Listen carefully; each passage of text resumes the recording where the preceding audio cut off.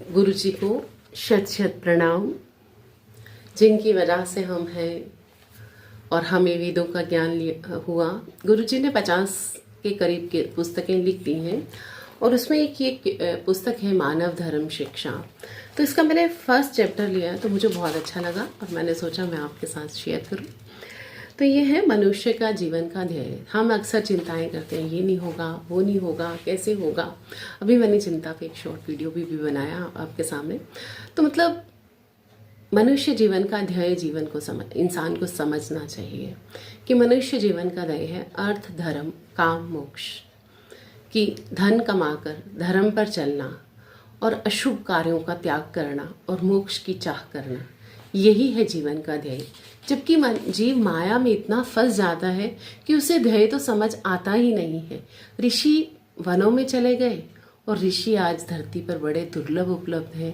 मेरा बड़ा अच्छा भाग्य है कि मैं अपने गुरु जी से मिल गई और उन्होंने हमें वेदों के ज्ञान से ओतप्रोत किया। तो मुझे वेदों का ज्ञान बहुत अच्छा लगा और मुझे समझ आया, उससे मन भी स्थिर हुआ।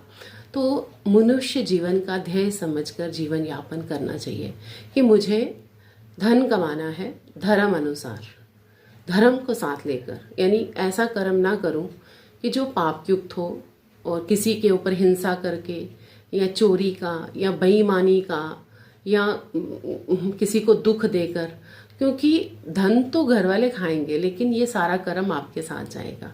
तो ये धर्म नहीं हुआ। कोई भी वेद शास्त्र इसे धर्म नहीं मानेगा। तो वो आपके साथ कर्म जुड़ गया और आपकी मार्कशीट बन गई जिसने ये दुर्लभ कर्म किया, गंदा कर्म किया। तो हम पुण्यवान कम कमाए ज़्यादा कमाए, जो धर्म पे चलता है, रोज अग्निहोत्र करता है, ओम का सिमरन करता है, तो ये ऋषियों का वरदान है कि उसके घर में अन्न, धन, दूध, घी, शहद की कभी कमी नहीं होगी। इतना तो वो पर्याप्त धन अर्जित कर ही लेगा कि वो अपना जीवन यापन आराम से चलाएगा।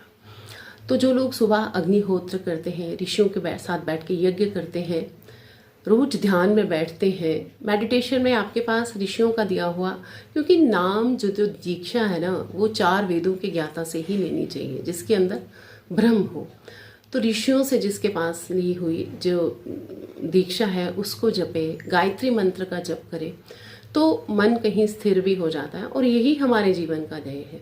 हमने धन अर्जित किया, धर्म पे चले, यानी इस लोक में भी हमें सुख प्राप्त होगा और परलोक में भी। और फिर अर्थ, धर्म, काम, अशुभ कर्मों को हमें नहीं करना है।